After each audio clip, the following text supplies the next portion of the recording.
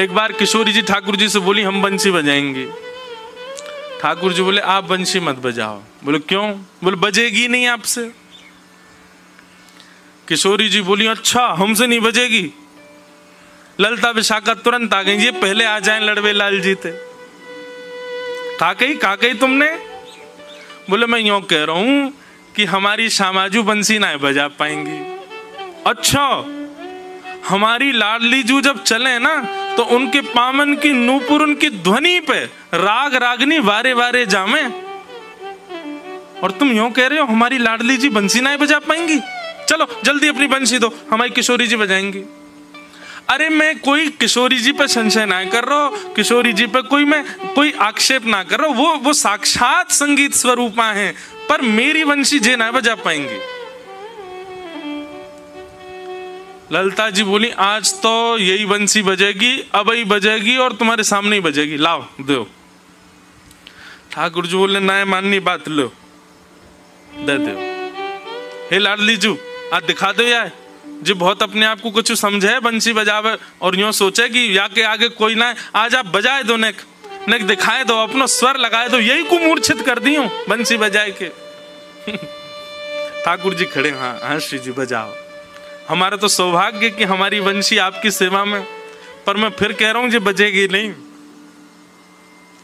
किशोरी जी ने अपने अधर पर वेणु धारण करके अपनी कोमल उंगलियों से छिद्रों को आच्छादित किया और जैसे ही प्राण पिरोए बस हवा ही हवा निकले, स्वर नहीं निकले। ललिता विशाखा कह रही हैं अरे जल पिला गलो सुगो श्यामाजू को, जल पिलाए दियो लेकिन बंसी नहीं बजे। ठाकुर जी मंद मंद मुस्कुरा रहे, अब मैं कह रहा हूं नए बजेगी मुंह वापस कर दो। अरे श्यामाजू जी बहुत मायावी है, ये अपनी माया ते कछु कर सके, याने जरूर बंसी बांध दी होगी, याने बंसी को टोना टोटका करके वाके स्वर सबरे अंतर ध्यान कर दिए, नहीं तो हमारी श्यामाजू कोई स्वर को, कोई संगीत के वाद्य को स्पर्श कर दे, अरे स्पर्श मात्र से बजन लगे, ये बंसी क्यों ना बज रही है। ठाकुर जी बोले पहले बंसी वापस करो फिर बताऊंगा। किशोरी जी ने बंसी वापस करी। ठाकुर जी बोले अच्छा एक बात बताओ, आप वंशी को वादन करते समय मन में कौन को चिंतन कर रही हो? किशोरी जी बोली मैं तो कोई भी वाद्य बजाऊं आपको ही चिंतन करूं। बोले यही तो गलती कर रही हो। ये वंशी जो है ना हमारी अनन्य भक्त है। अनन्य को मतलब कहा हुए एक के अलावा दूसरे को ना भजे ये, और या वंशी में नित्य आपको ही चिंतन होवे, या वंशी में नित्य आपको स्मरण होवे, ये वंशी आपकी भक्ता है और आप या वंशी से मेरी भक्ति करोगी तो ये वंशी कैसे बजेगी। हे श्यामाजू आप नेत्र बंद करके अपनो ही चिंतन करो, मतलब अपने ही स्वरूप को ध्यान करो। जब आप अपनो ध्यान करोगी तब ये वंशी बजेगी, क्योंकि या वंशी में तो नित्य आपको ही गायन किया जाए। किशोरी जी ने अधर पर वंशी रख के जैसे स्वयं को स्मरण किया, अपने रूप नख, अपने रूप नेत्र आदीन को स्मरण किया, अपनों ही स्मरण करके जैसे ही वंशी अधर पर धरी बिना फूंक के वंशी बजन लगी। किशोरी जी के नेत्र सजल है गए, दौड़ करके अंक में भर लिए श्याम सुंदर। आपकी या अनन्य प्रेम पे ही तो मेरा मन करे कि मैं वारी वारी जाऊं। अरे स्वयं तो अनन्य है, अपने अंग संग रहवे वारे सब वस्तु भी अनन्य कर ली आपने। ठाकुर जी को श्रृंगार भी अनन्य है। अगर किशोरी जी सन्मुख नहीं है तो वही हीरा ठाकुर जी के थोड़ी पर लगो लगो चमकेगो नहीं। ठाकुर जी को मुकुट भी अनन्य है, वही मुकुट जो नित्य श्री जी के बगल में अत्यंत शोभायमान होवे। श्री जी से नेक वियोग होने पर वाकी कांति भी फीकी पड़ जाए। ठाकुर जी के बाजूबंद, ठाकुर जी की मधुर जो कोई भी श्रृंगार हैं वे सब भी अनन्य हैं। और सब अनन्य भक्त कौन के हैं? श्री जी के भक्त हैं। जैसे एक व्यक्ति सज धज करके आवे तो उसके साज सज्जा दिखने के लिए उस पर फोकस लाइट होनी बहुत जरूरी है। ऐसे हमारे ठाकुर जी कितने सुंदर बनिया में। श्यामा जी को यदि दृष्टि स्वरूप प्रकाश उन पर नहीं पड़े तब तक ठाकुर जी को श्रृंगार चमके ना है। या को मतलब श्रृंगार में कमी नहीं है, वो श्रृंगार सब अनन्य है जाए। किशोरी जी के भक्त है जाए सब, जब किशोरी जी सामने आमे तभी आनंद हो गए।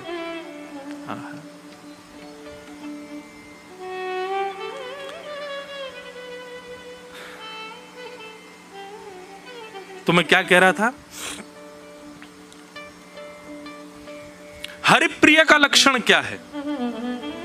वो किसी की भी अच्छे गुण को देखता है तो उस अच्छे गुण में ठाकुर जी का भाव सोचता है। ये इतना अच्छा बोलते हैं, ठाकुर जी कितना मधुर बोलते होंगे। ये इतना अच्छा गाते हैं, ठाकुर जी कैसा गाते होंगे। किसी में भी उस व्यक्ति विशेष की प्रधानता ना मान करके ठाकुर जी की प्रधानता मानता है। ये उत्तम भागवत का हरिप्रिय का लक्षण है।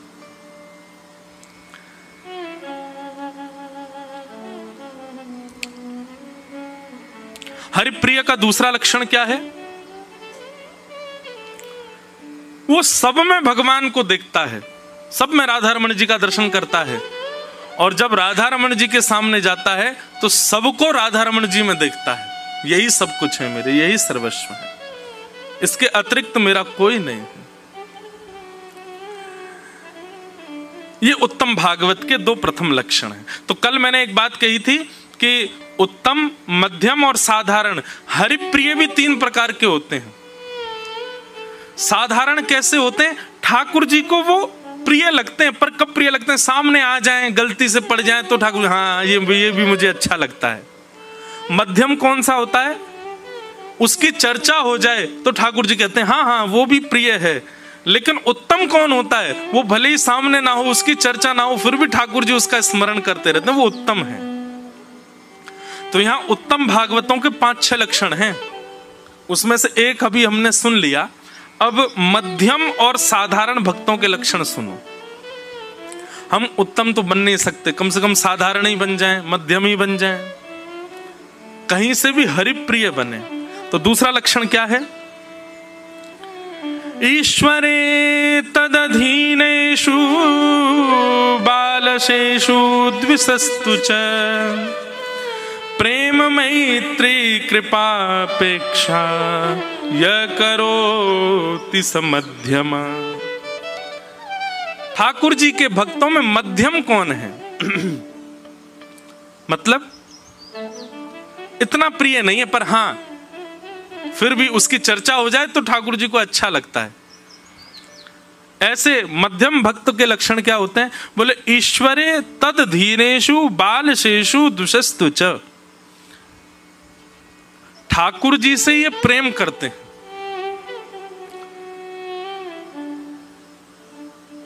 पर इनकी दृष्टि में थोड़ा सा भेद आ जाता है। इसको भेद नहीं कहेंगे, थोड़ा सा समत्व कम रहता है। जैसे उत्तम भागवत तो सब में गुण देखता है, पर मध्यम भागवत जो होता है वो थोड़ा सा भेद दृष्टि वाला होता है।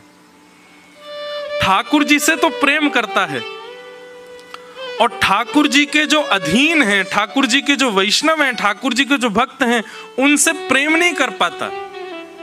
उनके प्रति कैसा भाव रहता है? मैत्री। उनसे मैत्री का भाव रखेगा। प्रेम तो केवल ठाकुर जी से। ठाकुर जी के जो प्रिय हैं उनके प्रति मैत्री भाव रखता है। और ठाकुर जी के विषय में जो नहीं जानते हैं, ठाकुर जी का स्वरूप जिनको नहीं पता है, उनके प्रति क्या भाव रहता है? बोले कृपा। बोले उनको ये बताते हैं ठाकुर जी का ऐसा श्रृंगार है, ऐसा रूप है, ऐसा स्वरूप है, ऐसे भाव हैं, उनके ऊपर कृपा करते हैं। और जो ठाकुर जी को ना सुनते हैं, ना भजते हैं, ना देखते हैं, ना कोई भी प्रकार का संबंध ठाकुर जी से रखते हैं, उनकी ये क्या करते हैं? बोले उनकी उपेक्षा, उनका त्याग कर देते हैं। तजोरे मन हरि विमुखन को संग, जाके संग कुमति उपजत है, पड़त भजन में भंग। तजोरे मन हरि विमुखन को संग। बहुत सूक्ष्मता से समझने वाले विषय हैं ये। हम तो चाह रहे थे कि आप लोग कुछ लिख के बैठो, एक एक विषय एक एक पॉइंट लिखो, लेकिन आप सब लोग तो बहुत विद्वान हो, याद कर लोगे हैं।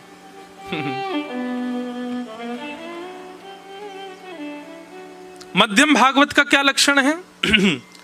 ठाकुर जी से प्रेम, ठाकुर जी के वैष्णवों से मैत्री, ठाकुर जी के विषय में जो नहीं जानते हैं उनको, उनके ऊपर कृपा, उनको बताना, और ठाकुर जी से दूर दूर तक जो संबंध नहीं रखते हैं उनके प्रति उपेक्षा। उपेक्षा मतलब उनसे बिल्कुल ही संबंध खत्म, ये हमारे कुछ है ही नहीं है। तो उत्तम नहीं बन सकते तो मध्यम। उत्तम भागवत तो जो ठाकुर जी का बिल्कुल नहीं है, उपेक्षित, उसको भी कहीं ना कहीं उसको भी अपना मान लेते हैं। उत्तम भागवत बनना बहुत मुश्किल है। जैसे प्रहलाद जी के स्वयं के पिताजी गालियां दे रहे हैं भगवान को, लेकिन फिर भी प्रहलाद जी महाराज नित्य उठ करके और दंडवत प्रणाम करते हैं अपने पिताजी को। प्रहलाद के परिवार के लोग ही ठाकुर जी की उपेक्षा करते हैं, लेकिन फिर भी प्रहलाद जी उन सबको वंदन करते हैं, सबके प्रति प्रेम भाव रखते हैं। मीराबाई अपनी पति की मृत्यु के पश्चात भी उन्होंने अपना घर नहीं छोड़ा, रहती थी वहीं ससुराल में ही रहती थी। भले ही उनकी ननद, उनके देवर बहुत प्रताड़ना करते थे, फिर भी मीराबाई नित्य ठाकुर जी के सामने बैठ के हाथ जोड़ के कहती हैं, इनकी मति सुधार दो। वैसे बुरे नहीं है, मन के अच्छे हैं, अभी जानते नहीं ना आपको, इसलिए ऐसा करते हैं। हम आप में से कोई होता तो केस कर देता, तो छोड़ूंगा नहीं, तेने मेरे संग ऐसा किया।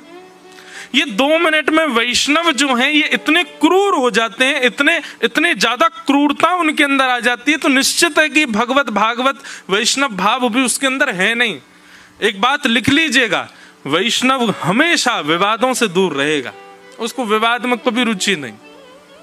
अपने हक के लिए ये कर लूं, वो कर लूं, इससे लड़ लूं, उससे कर लूं, ये करके इससे करवा दूं, ये सब काम वैष्णव नहीं करता है। वैष्णव इन सब से परे रहता है। राम जी की चिड़िया, राम जी का खेत खाओ मेरे प्यारे भर भर पेट, ये वैष्णव का स्वरूप है। तो मध्यम कौन? जो ईश्वर से प्रेम करे, उनके अधीन रहने वालों से मैत्री करे, न जानने वालों पर कृपा करे, और बिल्कुल ही ठाकुर जी से विमुख रहने वालों की उपेक्षा करे, उनका त्याग कर दे। ये भी अच्छा है, आप ऐसा भी करो, क्योंकि ऐसा करते करते एक दिन तो ऐसा आएगा कि आपका स्वरूप ऐसा हो जाएगा कि आप सब में ठाकुर जी का भाव देख करके सबके भाव के प्रति सम हो जाओगे, समत्व बुद्धि हो जाएगी।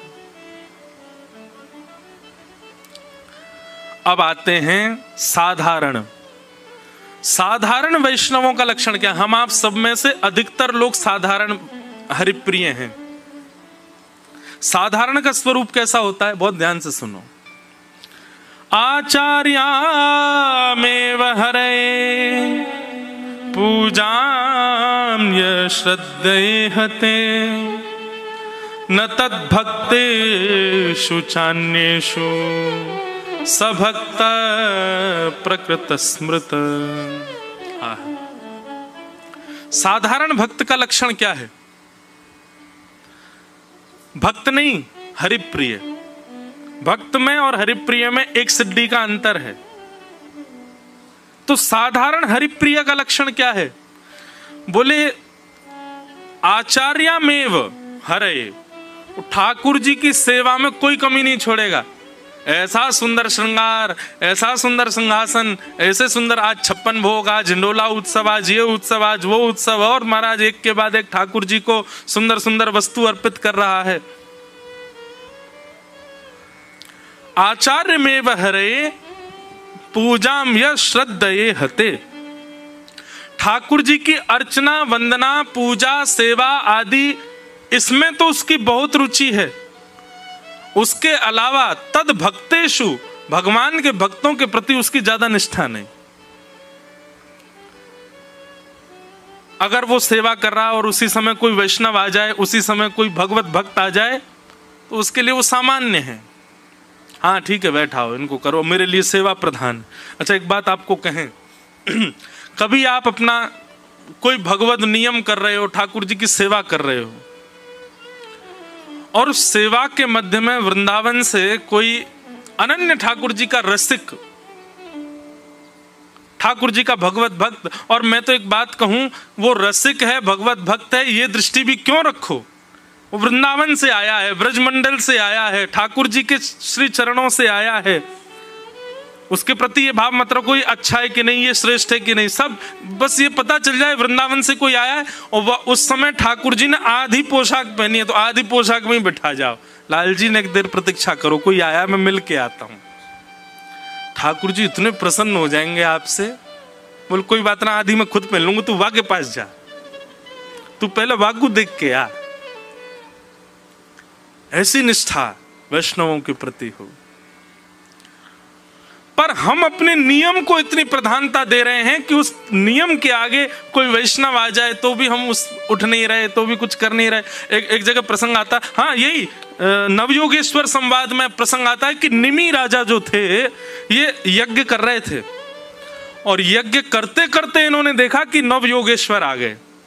उसी समय आधे यज्ञ में ही अपनी आहुति छोड़ के प्रणाम करके उठ के उनको प्रणाम करने लगे। तो नौ योगेश्वरों ने कहा कि तुमने अपना यज्ञ क्यों छोड़ दिया? राजा निमि कहते हैं, बोले अग्नि कुंड यहीं रहेगा, ब्राह्मण देवता भी यहीं रहेंगे, और देवता भी कहीं नहीं जाएंगे। जिन देवताओं का आह्वान हुआ जब तक विसर्जन नहीं होगा वो भी यहीं रहेंगे, वेद मंत्रों की सब वेद ऋचाएं भी यहीं रहेंगी। पर आप चलते फिरते हो, आप तो जा सकते हो, इसलिए पहले आपसे सत्संग सुन लूं, उसके बाद यज्ञ करूंगा। तो बीच अधूरे यज्ञ में नवयोगेश्वर संवाद हुआ। इसका मतलब क्या है? नियम प्रधान है, पर उस नियम के बीच में यदि कोई भगवत भक्त, वैष्णव भक्त और कोई, अरे मैं तो कहां तक कहूं, एक बात है, अपनी एक चोरी बता रहा हूं। नासिक में हमारा मौन रहता था, सुबह सूर्य उदय से लेकर के और अस्त तक मेरा मौन रहता था, केवल कथा में बोलता था मैं। नासिक में हमारी 1 महीना की कथा थी, उसमें बोलना तो होता नहीं था मुझे, घर से फोन आता था नहीं बात करता था, किसी जरूरी फोन आ जाए सबको दे देता था, नहीं करता था। एक दिन हमारे अनन्य ठाकुर जी के रसोपासक वहां आए, और जैसे ही उनका आगमन हुआ, अब मुझे यूं लगे अब मैं अपना मौन कैसे रख सकता हूं। तो जैसे ही वो आए, आकर के कक्ष में बैठे, हमने हाथ जोड़ करके अपने नियम को प्रणाम किया। मैंने कि आपको हम, और 2 नियम थे, एक तो मौन का था, एक स्पर्श का था, किसी का स्पर्श नहीं कर सकता। हमने क्या किया, अपने नियम को प्रणाम किया, उठ करके गए, अपनी किवाड़ बंद करी, वो कक्ष में ही बैठे थे, और सबसे पहले तो उनको गले से लगाया। तो स्पर्श का जो नियम था उसको एक क्षण के लिए तिलांजलि दी, और दूसरा बोलने का जो नियम था उसको भी, आप कैसे हो, ठीक हो, ठाकुर जी मंगल है, मधुर है। तो ये बोल करके और स्पर्श करके हृदय से लगा के, अब वो आपका तो नियम चल रहा है, मैंने कि आपके आने पर यदि मैंने नियम को प्रधानता दी तो नियम मुझे दंड देगा, कि वैष्णव आए हैं, तुम्हारे सामने भगवत भक्त आए हो, तुम अब भी नियम में ही बैठे हो। अरे कहां तक कहें, वहां जो महाराज जी थे जिन्होंने कथा का क्रम रखा था, पिछले कितने, मुझे तो वर्ष भी याद नहीं, 30 वर्षों से उन्होंने किसी का स्पर्श नहीं किया था। और एक दिन ऐसा चंग चढ़ा महाराज जी को, कभी किसी का स्पर्श नहीं करते थे। हम लोग वहां पर उत्सव मना रहे थे, और उत्सव में वो आगे, अब वो जैसे ही आते थे जनता पूरी इधर हो जाती थी, क्यों उनको छूना नहीं है किसी को। आए और आते ही उन्होंने ऐसे हाथ बढ़ाया मेरी ओर। मैंने कहा महाराज जी, मैंने 3 बार पूछा, अब मेरा भी मौन था। बोला हाँ लाओ हाथ दो अपना। उन्होंने मौन तो नहीं तोड़ा अपना, और जैसे ही उन्होंने मेरा हाथ पकड़ा, मेरा टेम्परेचर माइनस में चला गया था शरीर का। 30 वर्ष बाद उन्होंने किसी को छुआ था, और उन्होंने अपना नियम तोड़ा, और महाराज ऐसे वो घूम घूम ऐसे हाथ पकड़ के खूब घूमे। अब उनको तो ऐसी चंग चढ़ी वो, और 20 चक्कर लगवा दिए मुझको। 20 चक्कर में मैं तो ऐसा हो गया कि दुनिया घूमे। ऊपर से उन्होंने छुआ तो वैसी शरीर की स्थिति खराब, मैं सांस मुझसे बोले पानी पियो। अब मैं पानी पी के बैठने को हुआ, उतने फिर हाथ कर दिए उन्होंने, आओ। अब मन में ये भी आवे कि ये इतने नियम में रहने वाले जब तोड़ रहे हैं तो हम क्यों चूके, भाई पकड़ ही लो हाथ। बस उस दिन बस मैंने एक प्रार्थना मन में रखी कि मेरा तीसरा नियम एक चल रहा है कि आश्रम से बाहर नहीं जाना है। कहीं मुझे चक्कर आए और मैं गिर गया, कहीं हॉस्पिटल वगैरह के लिए बाहर ले गए तो भैया हे ठाकुर जी बस वो नियम मत तोड़वाना मेरा। लेकिन बढ़िया रहा, उन्होंने कम से कम 100 चक्कर लगवाए हमसे गोल गोल, और एक एक क्षण के विश्राम में उन्होंने भी नियम तोड़ा। और मैं एक बात कथा में कहा करता हूं, नियम बनाए ही इसीलिए जाते हैं कि किसी के प्रेम में यदि सामर्थ्य हो तो वो तोड़वा के दिखाए। नियम बनता ही इसीलिए। कोई कहता है हम तो इतने नियम में रहते हैं, हम तो इतने आचार विचार में रहते हैं, हम तो ऐसे ही रहते हैं, हम नहीं कर। आपके प्रेम में सामर्थ्य होगी ना, वो अपनी स्थिति से बाहर आएगा। पूरे विश्व को मुक्त करने वाले ठाकुर जी इतने बंधन में रहते हैं। दुनिया के लोग 8 बजे उठ जाएंगे, दुनिया के लोग 6-7 बजे उठ जाएंगे, पर ठाकुर जी का 4 बजे का समय तो बेचारे 4 बजे ही उठते हैं। रात में 9:30 बजे शयन आरती होनी तो शयन आरती हो ही जाएगी। कभी कभी मेरे मन में भाव आता है कि हमारा भाई चलो 12 बजे राजभोग करना चाहिए, 12 बजे रोटी खानी चाहिए। कभी कभी मन नहीं होता तो हम कहते हैं अभी थोड़ी देर बाद खाएंगे, पर ठाकुर जी का कभी मन नहीं होता होगा फिर भी जबरदस्ती खिला दिए जाते हैं। 12 बज गए भोग लगाओ, तो चाहे ठाकुर जी कहते हो अभी मन ना है रो मेरो, आज तेने नाश्ता ज्यादा करा दियो, लेकिन फिर भी वो तो नियम में उनको खाना पड़ेगा।